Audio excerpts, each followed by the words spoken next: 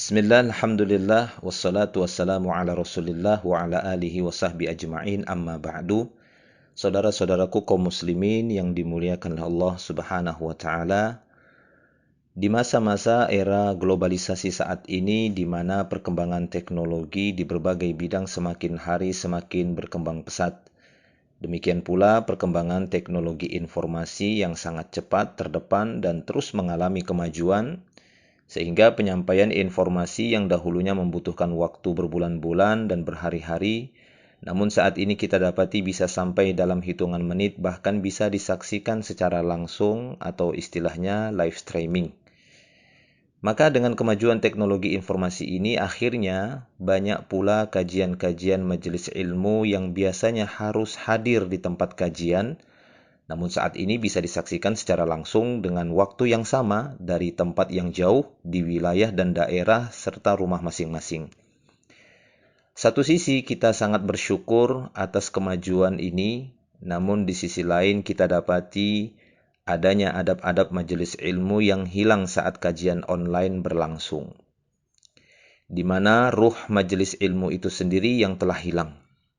Kita dapati sebagian penuntut ilmu saat menghadiri kajian online tidak seperti saat menghadiri majelis ilmu secara langsung dengan berpakaian rapi, bersih, kemudian berwudu karena ini adalah majelis zikir, Riyadul Jannah kata beliau sallallahu alaihi wasallam, hilaquz zikir, halakoh-halakoh untuk mengingat Allah merupakan taman surga. Duduk dengan tenang, maju ke depan, tidak mengobrol saat pemateri menyampaikan kajian. Inilah yang dilakukan oleh orang-orang yang hadir di majelis ilmu secara langsung. Namun hal-hal ini hilang saat ikut kajian live streaming di tempat dan rumah masing-masing.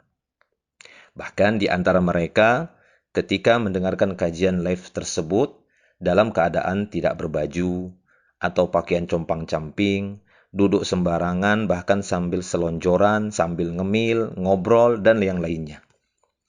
Kita tidak mengatakan hal itu secara langsung adalah perbuatan dosa, tidak. Namun, ruh majelis ilmu itu telah hilang.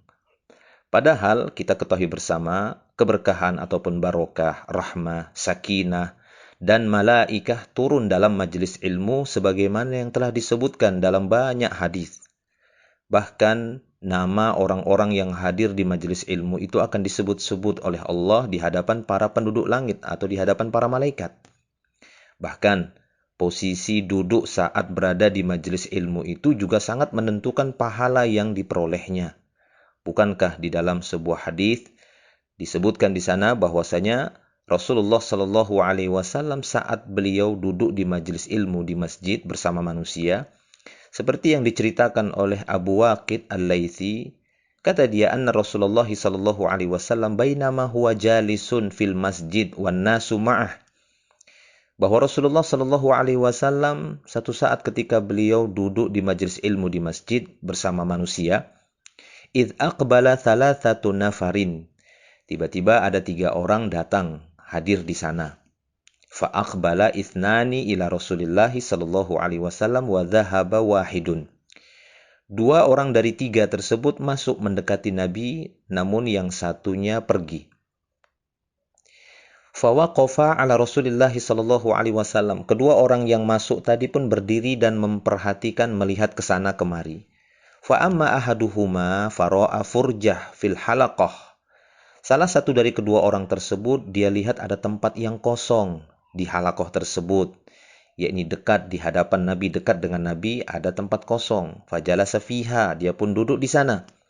Wa ammal akhar, adapun satu orang yang lainnya dari 2 orang tadi, fajalasa khalfahum, dia duduk di belakang, tidak mau duduk di depan yang ada kosong tadi.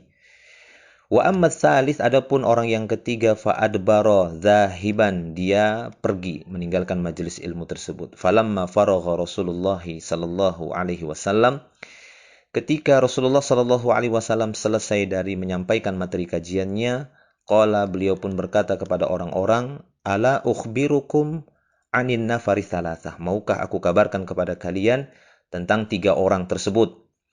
Amma ahaduhum fa'awa ilallah. Kata beliau, adapun orang yang pertama yang menempati tempat kosong di depan, maka dia mencari tempat di sisi Allah. Fa'awahullah, maka Allah Subhanahu wa taala pun melindunginya, menolongnya, menempatkan dia di tempat yang tinggi di sisi Allah Subhanahu wa taala.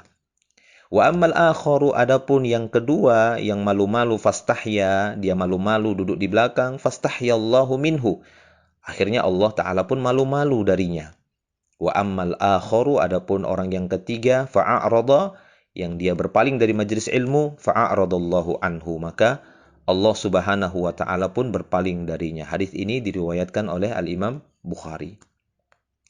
Maka dari sini juga kita dapat faedah dari hadis tadi bahwa posisi duduk saja itu bisa membedakan pahala satu dan yang lainnya. Itu di majelis ilmu yang aslinya secara langsung. Demikian juga, oleh karena itu, maka saat Anda berada di majelis ilmu online, terutama saat kajian live atau siaran langsung di rumah Anda masing-masing, hendaklah sempurnakan adab-adab majelis ilmu sebagaimana hadir di majelis ilmu secara langsung.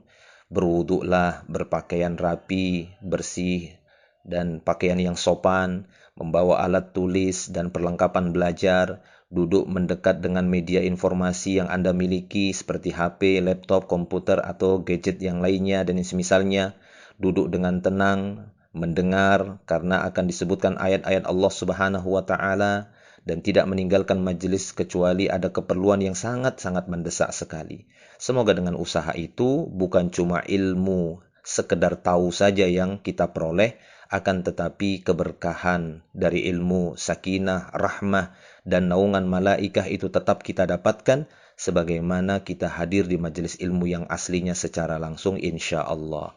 Demikian nasihat dari kami, semoga bermanfaat. Akhiru da'wan alhamdulillah. Assalamualaikum warahmatullahi wabarakatuh.